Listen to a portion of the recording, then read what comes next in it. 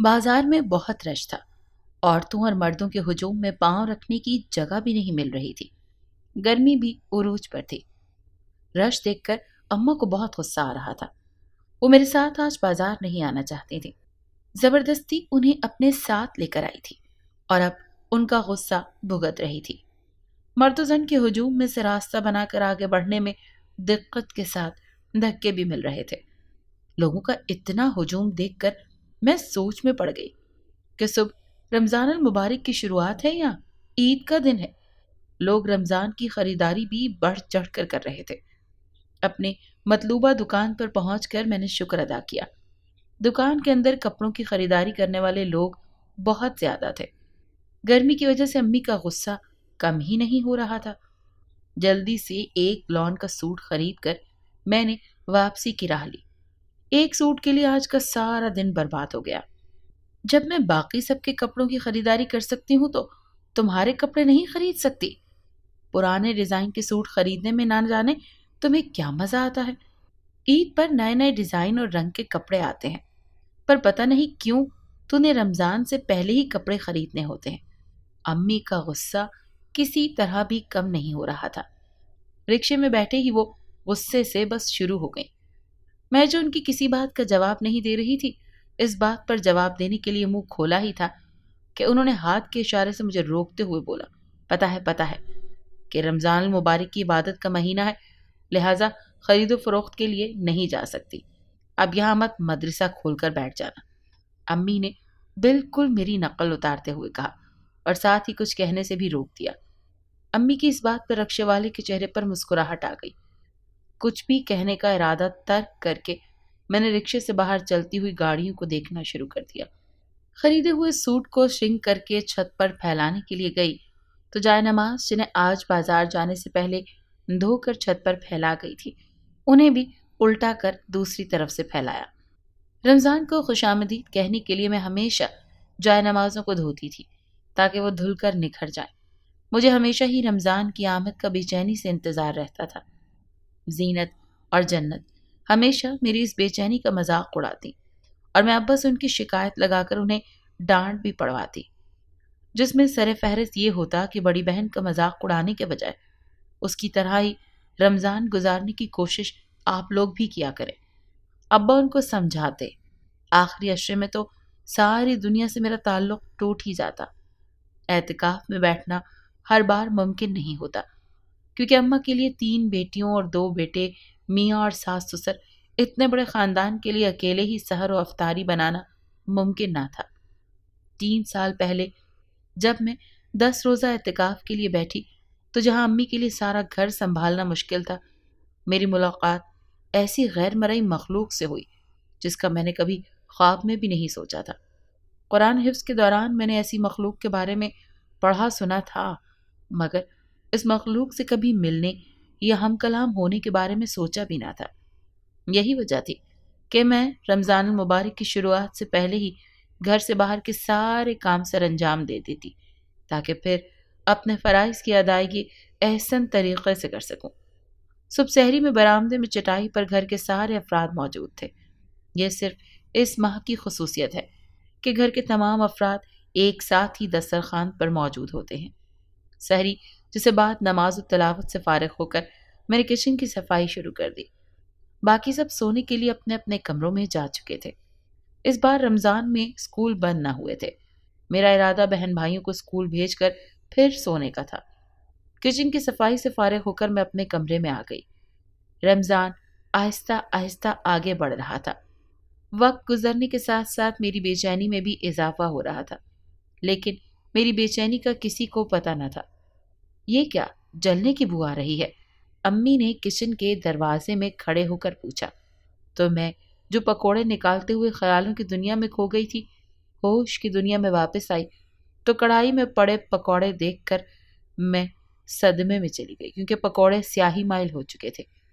نہ جانے ہر وقت کن خیالوں میں کھوئی رہتی ہو، کوئی کام ڈھنگ سے نہیں کر پاتی۔ آگے بڑھ کر چولہا بند کرتے ہوئے امی نے غصے سے کہا۔ اس وقت خاموش رہنے کے علاوہ میرے پاس کوئی حل نہ تھا۔ نہ جانے آخری عشرہ کب آئے گا۔ امی کے باہر جاتے ہی میں سوچ میں پڑ گئی۔ آج 20واں روزہ تھا۔ افطاری کے دوران میرا دل بہت تیز تیز دھڑک رہا تھا۔ آج 1 سال بعد میں ان سے ملوں گی۔ کھانے اور کسی کام میں میرا دھیان ہی نہیں لگ رہا تھا۔ چائے پینے کے بعد دادا، ابا سعد اور حمزہ تراویح پڑھنے کے لیے مسجد چلے گئے۔ اس وقت کے برتن دھونا اور کچن صاف کرنا زینت اور جنت کی ذمہ داری تھی، اسی لیے صبح سحری کے لیے آٹا گوندھ کر میں اپنے کمرے میں آ گئی۔ کام ختم کر کے وہ دونوں دادی امی کے کمرے میں نماز ادا کرنے لگی۔ امی برآمدے میں ہی نماز ادا کر رہی تھی۔ یا اللہ، یہ سب کب سوئیں گے؟ وضو کے دوران آتی باتوں کی آواز سن کر میں نے دل ہی دل میں سوچا۔ مسجد سے واپسی پر سعد اور حمزہ دادی امی کے کمرے میں لیٹ گئے۔ میرے علاوہ باقی سب بہن بھائی دادی امی اور دادا ابا کے ساتھ سوتے تھے۔ میں نے ابا سے ضد کر کے الگ کمرے میں سونے کی اجازت لی تھی، کیونکہ رات جلدی سو کر ہی صبح تہجد کی ادائیگی کے لیے جاگا جا سکتا تھا، جبکہ وہ سب تو رات ساری ہی خسر پسر لگائے رکھتے تھے۔ ابا نے بھی مسئلے کو سمجھتے ہوئے اجازت دے دی۔ پہل امی اور دادی امی نے اس بات کی مخالفت کی، پھر ابا نے نہ جانے کیسے مگر انہیں سمجھا ہی لیا۔ اس وقت خاموشی چھا چکی تھی۔ سب سونے کے لیے اپنے اپنے بستروں پر لیٹ چکے تھے۔ تراویح کی ادائیگی کے دوران کمرے میں کسی کی باتوں کی آواز سنائی دینے لگی، جسے میرے علاوہ بھی کمرے میں کوئی موجود ہے۔ سلام پھیر کر جلدی سے پیچھے مڑ کر دیکھا تو کسی کو بھی نہ پا کر دوبارہ نماز شروع کر لی۔ ابھی نماز پڑھے کچھ ہی دیر ہوئی تھی کہ میرا دل خوف سے بے قابو ہونے لگا۔ ایک بہت بھاری بھرکم 2 ٹانگوں والا وجود میرے ساتھ کھڑے ہو کر نماز ادا کرنے لگا۔ اس کی موجودگی کا احساس کر کے ڈر اور خوف سے میری ٹانگیں کانپنے لگیں۔ نماز کی ادائیگی سے فارغ ہو کر کمرے میں پڑی کرسی پر بیٹھ کر میں نے آہستہ آہستہ آواز میں السلام علیکم کہا، پر کوئی جواب نہ آیا، تو میں نے یہی عمل دوبارہ دہرایا۔ اس بار بھی کوئی جواب نہ آیا تو تیسری بار بھی یہی عمل دہرایا اور جواب نہ پا کر قرآن پاک کی تلاوت شروع کر دی۔ میں بہت بے چینی سے ان کا انتظار کر رہی تھی، مگر وہ تھے کہ ابھی تک نہیں آئے تھے۔ مجھے اب اپنی ناقدری پر رونا آ رہا تھا۔ تلاوت کرنے کے بعد میں تسبیح ہاتھ میں پکڑ کر آخری اشرا کے مخصوص وظائف پڑھنے لگی۔ آنکھ بند کر کے تسبیح پڑھتے ہوئے کچھ ہی دیر ہوئی تھی کہ مجھے احساس ہوا کہ کمرے میں میرے علاوہ بھی کوئی ہے۔ جلدی سے آنکھیں کھول کر دیکھا تو وہ سامنے صوفے پر بیٹھے ہوئے تھے۔ ان کی تعداد 7 تھی۔ السلام علیکم، میں نے انہیں سلام کیا۔ وعلیکم السلام، انہوں نے ایک زبان ہو کر جواب دیا۔ آپ لوگوں نے بہت دیر کر دی آنے میں، میرا جی چاہتا ہے کہ اب میں بھی آپ سے ناراض ہو جاؤں۔ مصنوعی ناراضگی سے منہ پھلاتے ہوئے میں نے کہا، ہمیں کچھ کام تھا اسی لیے دیر ہو گئی، اور آج کے بعد جو وقت آپ بتائیں گی ہم اس پر پہنچ جائیں گے۔ ان میں سے ایک نے جواب دیا، ٹھیک ہے، کل سے پچھلے سال والے وقت پر آنا ہے، اور جو دیر سے آئے گا وہ اپنی سزا خود تجویز کرے گا۔ میں نے انہیں وقت کی پابندی نہ کرنے کے حوالے سے خبردار کیا۔ ایک دوسرے کی طرف دیکھتے ہوئے مسکرا کر انہوں نے اس بات میں سر ہلا دیا۔ وہ سب دیکھنے میں پچھلے سال کے مقابلے میں تھوڑے بڑے لگ رہے تھے۔ اب آپ لوگ جا سکتے ہیں، لیکن اس وعدے پر کہ کل سب وقت پر آئیں گے۔ میں نے انہیں جانے کی اجازت دیتے ہوئے کہا تو اللہ حافظ کر کے وہ میری نظروں سے اوجھل ہو گئے۔ انہیں گئے ہوئے کچھ ہی دیر ہوئی تھی کہ کچن میں میں نے برتنوں کی آوازیں سنی۔ اس کا مطلب تھا کہ امی کچن میں سحری کے لیے آ چکی ہیں۔ کمرے کی لائٹ بند کر کے میں بھی کچن میں امی کا ہاتھ بٹانے کے لیے چلی گئی۔ آج ہر کام میں بہت تیزی سے کر رہی تھی تاکہ عصر سے پہلے فارغ ہو جاؤں۔ عصر کی نماز پڑھ کر میں فارغ ہوئی تو وہ آ گئے اور میرے سامنے زمین پر بیٹھ گئے۔ ان کے ہاتھوں میں قرآن پاک تھے۔ قرآن پاک کھلوا کر میں انہیں پڑھانے لگی۔ برآمدے میں امی قرآن پڑھ رہی تھی۔ دادی امی چارپائی پر لیٹی ہوئی تھیں۔ جنت اور زینت کاموں میں مصروف تھی۔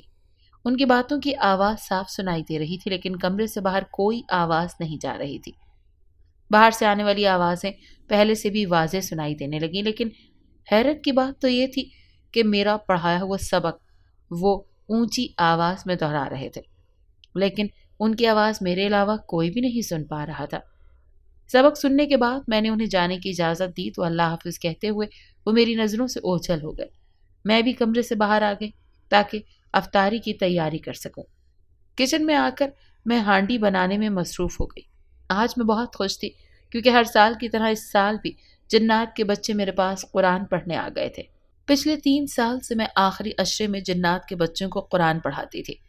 وہ خوش ہو کر مجھے ایسا ہی انعام دیتے تھے کہ میں اس کے لیے دیوانی ہو جاتی تھی۔ اس راز سے میرے علاوہ اس گھر کا کوئی بھی فرد آگاہ نہ تھا کہ میں جنات کے بچوں کو قرآن پڑھاتی ہوں۔ افطاری کے بعد میں اپنے کمرے میں آ گئی۔ میں یہ سوچ رہی تھی کہ اس بار میں جنات سے کوئی ایسا تحفہ مانگوں جو میرے لیے ممکن نہ ہو۔ 22واں روزہ تھا۔ عصر کے بعد وہ پھر سارے قرآن پاک پڑھنے کے لیے آ گئے۔ وہ اپنی دنیا سے میرے لیے ایک تحفہ لے کر آئے جسے دیکھ کر مجھے ہنسی آ گئی۔ وہ مٹی کا ایک مٹکا لے کر آئے تھے جو ہمارے بہت سے کام آ سکتا تھا تاکہ ہمیں کوئی مسئلہ نہ ہو۔ اس مٹکے کی خصوصیت یہ تھی کہ وہ اوپر سے مضبوطی کے ساتھ ڈھکا ہوا تھا۔ دکھنے میں وہ بالکل بند لگ رہا تھا۔ وہ چاروں طرف سے ایک ڈبے کی طرح بند تھا۔ جب بھی ہمیں چاول یا چینی کی ضرورت ہوتی تو اس کے اندر دیکھے بغیر ہاتھ ڈال کر نکال سکتے تھے۔ مٹکا دکھنے میں بہت پرانا دکھائی دے رہا تھا۔ ان کی معصومیت پر مجھے ہنسی آ گئی۔ یہ تم اکیلی بیٹھی کیوں ہنس رہی ہو؟ جنت نے کمرے میں داخل ہوتے ہوئے مجھ سے پوچھا تو میں جلدی سے سنجیدہ ہو گئی۔ تمہاری حرکتیں بہت عجیب سی ہو گئی ہیں۔ اکیلے بیٹھے ہی ہنستی رہتی ہو؟ جنت نے حیران ہوتے ہوئے مجھ سے پوچھا۔ یہ تمہارا وہم ہے، ایسی تو کوئی بات نہیں ہے۔ میں کیوں اکیلی بیٹھی باتیں کرتی رہوں گی؟ میں نے اسے جواب دیا۔ وہ کمرے میں موجود جنات کی موجودگی سے آگاہ نہ تھے۔ میرے علاوہ انہیں کوئی بھی نہیں دیکھ سکتا تھا، اسی لیے جنت آرام سے بیٹھ گئی، باتیں کرنے لگی۔ ہاتھ کے اشارے سے میں نے انہیں جانے کی اجازت دی تو وہ ایک دم ہی میری نظروں سے اوجھل ہو گئے۔ ان کے جاتے ہی جنت چیخ مار کر اٹھی اور سامنے پڑا ہوا مٹی کا مٹکا دیکھا اور حیران ہو گئی۔ آپی، یہ مٹکا کس کا ہے اور کدھر سے آیا؟ مٹکے کو ہاتھ لگاتے ہوئے اس نے میری طرف بڑھ کر پوچھا۔ اس مٹکے کے بارے میں گھر والوں کو کیا بتاؤں گی؟ ابھی تو میں نے یہ سوچا ہی نہ تھا۔ میں اس کو کیا جواب دیتی؟ خاموش رہنا ہی بہتر تھا، سو چپ کر گئی۔ اس کے ساتھ وہ بھی حیران تھی اور میں نے بھی حیرانگی کا ہی اظہار کیا۔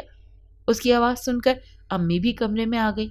مٹکے کو دیکھ کر وہ بھی حیران رہ گئی۔ جنت اس کا ڈھکن کھول کر دیکھنا چاہتی تھی لیکن وہ بہت مضبوطی سے بند تھا۔ شور کی آواز سن کر دادی اماں بھی کمرے میں آ گئی اور مٹی کا مٹکا دیکھ کر حیرت کا اظہار کرنے لگی۔ وہ بھی آگے بڑھ کر اسے کھول کر دیکھنا چاہتی تھی لیکن وہ کسی بھی طرح نہ کھل رہا تھا۔ اس سارے عرصے میں خاموش تماشائی بنی ہوئی تھی۔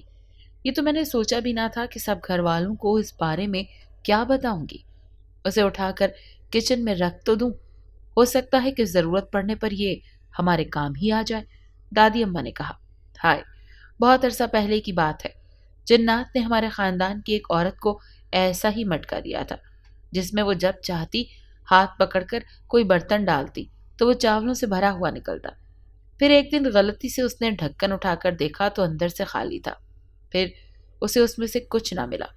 ہو سکتا ہے کہ یہ بھی ویسا ہو۔ کچھ سوچتے ہوئے دادی اماں نے کہا، ہاں، اگر ایسا ہو تو مزہ ہی آ جائے۔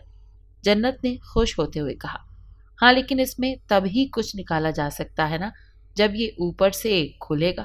امی نے ہاتھ سے اسے کھولنے کی کوشش کرتے ہوئے کہا، آپ سب باری باری اسے کھولنے کی کوشش کرو، ہو سکتا ہے کہ یہ کسی کے ہاتھ سے کھل ہی جائے۔ دادی اماں نے مشورہ دیا۔ سب سے پہلے جنت نے اسے کھولنے کی کوشش کی مگر ناکام رہی۔ پھر امی جان نے اسے کھولنے کی کوشش کی مگر کامیاب نہ ہو سکی۔ زینت نے بھی بہت پرجوش طریقے سے اسے کھولنے کی کوشش کی مگر بے سود۔ زینت، اب تم اسے کھولنے کی کوشش کرو، دادی اماں نے مجھے پکارا تو میں ایک دم پریشان ہو گئی، لیکن سب کے سامنے میں انکار بھی تو نہیں کر سکتی تھی، اسی لیے اللہ کا نام لے کر آگے بڑھی اور بند ڈھکن کے اوپر ہاتھ رکھ دیا۔ وہ بہت آرام سے میرے ہاتھ سے مٹکے کے اندر چلا گیا تو میں انگلیوں کو مٹکے کے اندر کسی اناج کا احساس کرنے لگی۔ میں نے اندر موجود اناج کو مٹھی میں بھرا اور پھر اپنا ہاتھ باہر نکالا تو ہاتھ میں آنے والی چیز دیکھ کر میں حیران رہ گئی کیونکہ میرے ہاتھ میں چاول تھے۔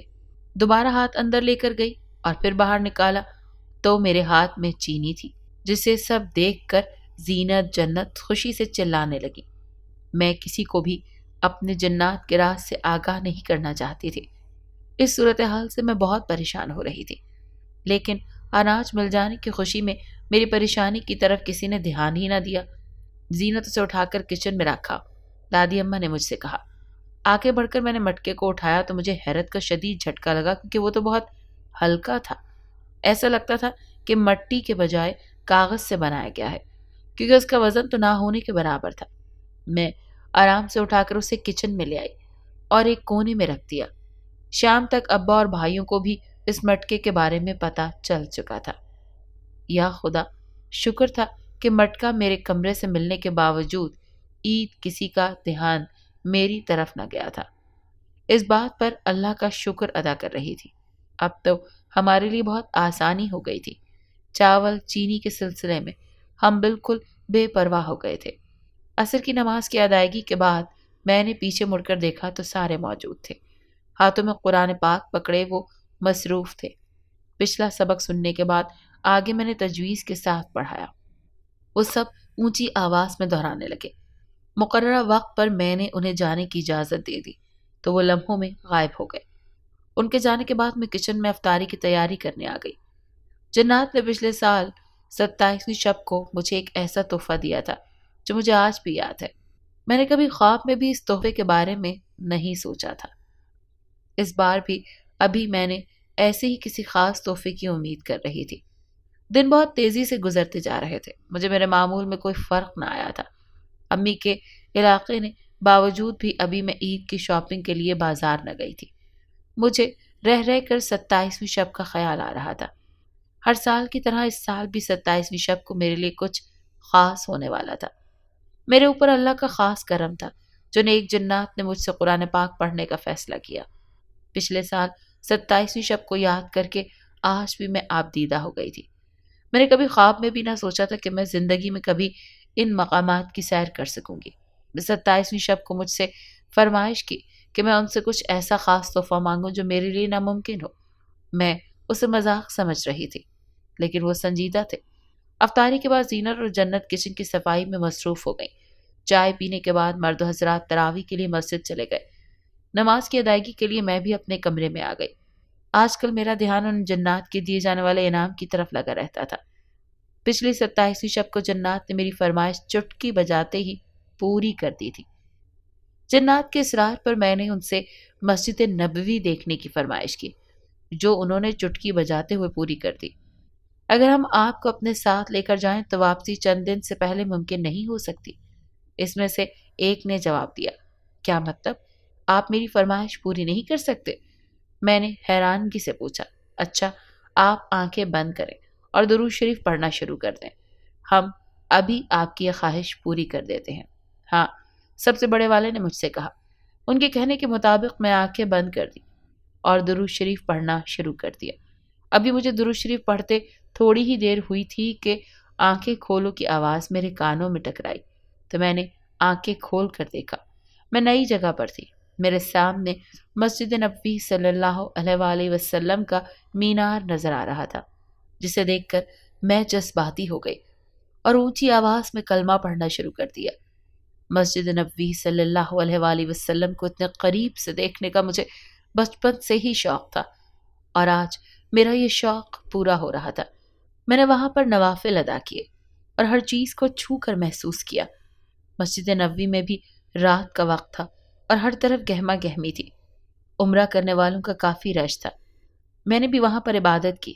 ایک دم سے میرے اندر سکون چھا گیا۔ جس مسجد کو میں نے صرف تصویروں میں دیکھا تھا، حقیقت میں دیکھا تھا، وہ کچھ اور ہی دنیا محسوس ہوئی۔ مسجد نبوی میں بہت سکون ملا تھا مجھے۔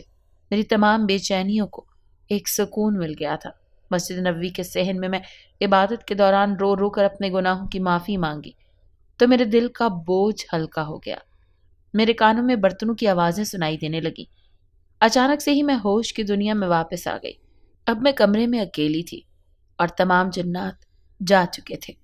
کچن میں سے بچوں کی آوازیں سنائی دے رہی تھیں، جس کا مطلب تھا کہ میں کچن میں سحری بنانے کے لیے آ چکی ہوں۔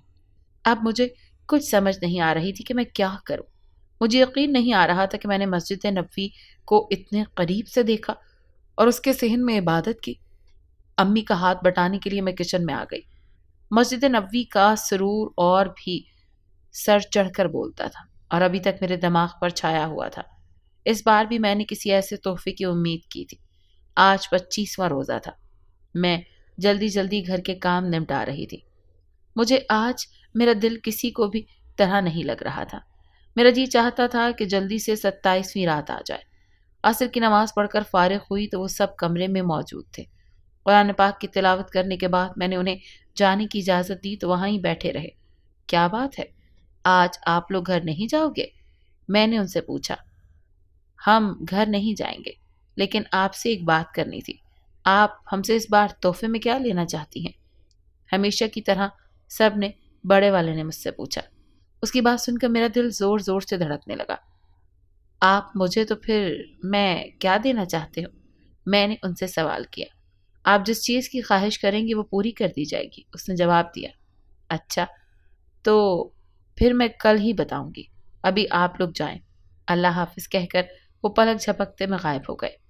ان کے جانے کے بعد میں آنے والے لمحات کا سوچ کر مسرور ہو رہی تھی۔ کمرے سے نکل کر میں کچن میں چلی گئی اور افطاری کی تیاری کرنے لگی۔ وہ دن بھی آ گیا جس کا مجھے بے چینی سے انتظار تھا۔ آج 26واں روزہ تھا اور 27ویں شب تھی۔ اس رات کا میں بے چینی سے انتظار کر رہی تھی۔ عصر کی نماز سے فارغ ہوئی تو وہ کمرے میں موجود تھے۔ وہ کبھی مقررہ وقت سے لیٹ نہیں ہوتے تھے۔ مجھے وقت کی پابندی کا بہت خیال تھا۔ تجوید کے ساتھ تلاوت کرانے کے بعد میں نے انہیں دہرائی کرنے کا کہا۔ وہ بہت دل جمعی سے قرآن پاک پڑھتے تھے اور ہمیشہ اپنا سبق یاد کر کر آتے تھے، مگر وقت پر میں نے انہیں جانے کی اجازت دی۔ آج عشاء کے بعد ہم آئیں گے، یہ کہہ کر وہ غائب ہو گئے۔ میرا جی چاہ رہا تھا کہ وہ نہ جائیں اور میں ابھی بھی ان سے ان کے سامنے اپنی خواہش کا اظہار کر دوں۔ آج سب گھر والے ہی 27ویں شب کے حوالے سے پرجوش نظر آ رہے تھے، اور خوش کیوں نہ ہوتے۔ آج کے دن تو قرآن پاک مکمل ہوا تھا۔ اس رات کی فضیلت کے بارے میں واضح احادیث بھی موجود ہیں۔ حسب معمول افطاری کے بعد مرد حضرات مسجد میں چلے گئے اور ہم خواتین گھر کے اندر عبادت میں مصروف ہو گئیں اور اپنے اپنے کمروں میں آ گئیں۔ عشاء کی نماز ادا کی اور تراویح پڑھ کر میں فارغ ہوئی تو وہ کمرے میں موجود تھے۔ انہیں اپنے آگے پا کر مجھے بے حد خوشی محسوس ہو رہی تھی۔ پھر آپ نے کیا سوچا؟ اچھا، آپ ہم سے انعام کی صورت میں کیا فرمائش کریں گی؟ بڑے والے نے مجھ سے پوچھا۔ میں نے ایک عالم دین سے بیان سنا تھا کہ حضرت سلیمان علیہ السلام نے تمہارے آباء و اجداد سے مسجد اقصیٰ تعمیر کروائی تھی، کیا یہ سچ ہے؟ میں نے سوال کیا۔ جی ہاں، بالکل سچ ہے کہ مسجد اقصیٰ کی تعمیر میں جنات نے بھی حصہ لیا تھا، اس نے جواب دیا۔ میں چاہتی ہوں اس بار مسجد اقصیٰ کی سیر کروں۔ آپ کو وہاں لے کر جانا ہے اور پھر چند گھنٹوں بعد واپس لے کر آنا ہے۔ کسی طور بھی ممکن نہیں ہوتا۔ اللہ کی دی ہوئی طاقت کی بدولت وقت ہم صرف اتنا کر سکتے ہیں کہ مسجد اقصیٰ کی نگاہوں کے سامنے آ جائے آپ کی، اور آپ تصور کریں گی آپ اس کے اندر موجود ہیں۔ ہماری دسترس میں وہی کچھ ہوتا ہے جو اللہ نے ہمیں دیا ہو۔ اس نے مجھے تفصیل سے سمجھایا۔ پچھلی بار آپ نے مجھے مسجد نبوی صلی اللہ علیہ وآلہ وسلم کی سیر کروائی تھی۔ ہم آج بھی وہ اپنے قریب محسوس ہوتی ہے مجھے، اور اتنا سکون اور سرور مجھے حاصل ہوا تھا، اسے لگتا ہے کہ میں وہاں خود بھی موجود تھی۔ میں نے جواب دیا، اللہ کی حکمت اور قدرت ہی ہے کہ ہم ایسا کر پائے، ورنہ اللہ کی مرضی کے بغیر اس دنیا میں کچھ کرنا ممکن نہیں ہے۔ اس نے مسکراتے ہوئے جواب دیا۔ باقی سب خاموشی سے بیٹھ کر ہماری باتیں سن رہے تھے۔ آپ قبلے کی طرف منہ کر کے بیٹھیں اور دل ہی دل میں درود شریف کا ورد شروع کر دیں، اور ہاں، آنکھیں بھی بند کر لیں۔ اس کے کہنے کے مطابق میں جائے نماز پر بیٹھی رہی اور آنکھیں بند کر کے درود شریف پڑھنا شروع کر دیا۔ اب آنکھیں کھول کر دیکھی تو کچھ دیر بعد ان کی آواز آئی، آنکھیں کھولیں۔ سامنے ہی گنبد نظر آ رہا تھا اور بڑا سا صحن، جس میں اس وقت کوئی بھی موجود نہ تھا۔ مسجد اقصیٰ کو دیکھ کر میرے دل کی حالت بہت غیر ہونے لگی۔ مسلمانوں کے لیے مسجد اقصیٰ کی اہمیت بہت بہت زیادہ ہے، اور کیوں نہ ہو، یہ ہم سب کا پہلا قبلہ بھی ہے۔ میں پھر تصور میں اس وقت کو دیکھنے لگی، ابھی جب نماز کے دوران اللہ تعالیٰ نے قبلہ تبدیل کرنے کا حکم دیا ہو۔ میں نے مسجد اقصیٰ کے صحن میں کھڑے ہو کر نوافل ادا کیے۔ اس کی تنہائی دیکھ کر میرا دل خون کے آنسو رو رہا تھا۔ نہ جانے اور کتنی دیر میں روتی رہی، اگر امی کی آواز مجھے سنائی نہ دیتی۔ زینب، آنکھیں کھولو، کیوں رو رہی ہو؟ امی نے مجھے جھنجھوڑتے ہوئے کہا۔ امی کی آواز پر میں نے آنکھیں کھول کر دیکھا تو کمرے میں میرے اور امی کے علاوہ اور کوئی موجود نہ تھا۔ آنسو صاف کرتے ہوئے میں اٹھی اور جائے نماز تہہ کر کے سامنے کرسی پر رکھ دیا۔ امی بہت غور سے مجھے دیکھ رہی تھی۔ ان کے اس طرح دیکھنے پر مجھے حیرت ہو رہی تھی۔ کیا ہوا؟ آپ مجھے ایسے کیوں دیکھ رہی ہیں؟ میں نے حیرت سے پوچھا۔ اچھا، میں بہت دیر سے تمہارے کمرے کے باہر کھڑی ہوں۔ رات کو پانی لینے کے لیے کچن میں گئی تو میں نے سوچا کہ دیکھوں تم کیا کر رہی ہو، اس وقت سو رہی ہو یا عبادت میں مصروف ہو۔ جب میں کمرے کے دروازے پر آئی تو تم کسی سے مسجد اقصی کی سیر کرنے کی بات کر رہی تھی۔ غور کرنے پر مجھے محسوس ہوا کہ تم کسی انسان سے بات نہیں کر رہی تھی بلکہ وہ کوئی جن تھا جس کی تم نے مدد کی اور وہ انعام کے طور پر تمہیں مسجد اقصی کی سیر کروا دے گا۔ امی پریشان اور حیران ہوتے ہوئے مجھ سے پوچھ رہی تھی، کیا یہ سچ ہے یا ان کا وہم؟ میں نے یہ راز کسی کو ابھی تک نہیں بتایا تھا، مگر یہ بات اب امی کو پتہ چل چکی تھی۔ اب ان سے مزید چھپانا ممکن نہیں تھا، اسی لیے میں نے انہیں ساری بات بتا دی۔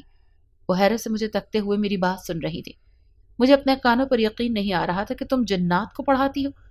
کیا ایسا ممکن ہے؟ حیران ہوتے ہوئے انہوں نے مجھ سے پوچھا۔ جی امی، ممکن ہے، تبھی تو میں پڑھا رہی تھی۔ 3 سال پہلے جب میں اعتکاف بیٹھی تھی تب سے آخری عشرے کے دوران جنات میرے پاس پڑھنے آتے ہیں، میں نے امی کو جواب دیا۔ لیکن اس سے پہلے یہ بات میرے علاوہ کسی کو بھی معلوم نہ تھی اور اب آپ کو پتہ چل گئی ہے، تو ہو سکتا ہے کہ میری ملاقات دوبارہ کبھی بھی جنات کے ساتھ نہ ہو، کیونکہ ان کو پڑھانے کے لیے سب سے ضروری چیز اس کو راز رکھنا تھا۔ لیکن یہ راز اب کھل چکا ہے، تو ہو سکتا ہے کہ اب میں دوبارہ کبھی بھی انہیں نہ پڑھا سکوں۔ ایک لمبا سانس لیتے ہوئے ان کے ساتھ ہی زمین پر بیٹھتے ہوئے میں نے کہا۔ وہ ابھی تک حیرت کے سمندر میں ڈوبی ہوئی تھی۔ شاید انہیں یقین نہیں آ رہا تھا کہ ان کی نازک سی ڈرپوک سی بیٹی جنات کو قرآن پاک پڑھا سکتی ہے۔ اچانک سے وہ زمین سے اٹھی اور کمرے سے باہر نکل گئیں۔ وہ بہت جلدی میں کمرے سے باہر گئیں تو میں نے جلدی سے ان کے پیچھے دیکھا۔